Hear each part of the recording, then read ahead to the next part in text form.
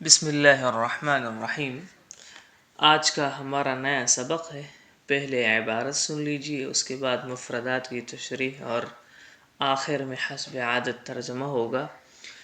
صمم الرئیس على تحقیق الازدہار الاقتصادی ومساعدة الفقراء والعاطلین فی بلادہ۔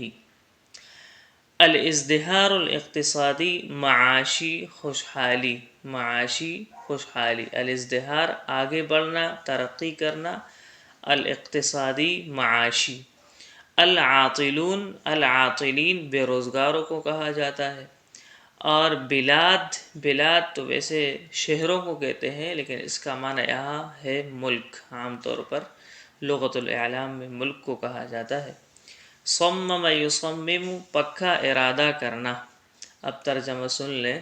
صمم الرئیس على تحقیق الازدہار الاقتصادی ومساعدة الفقراء والعاطلین فی بلادہ۔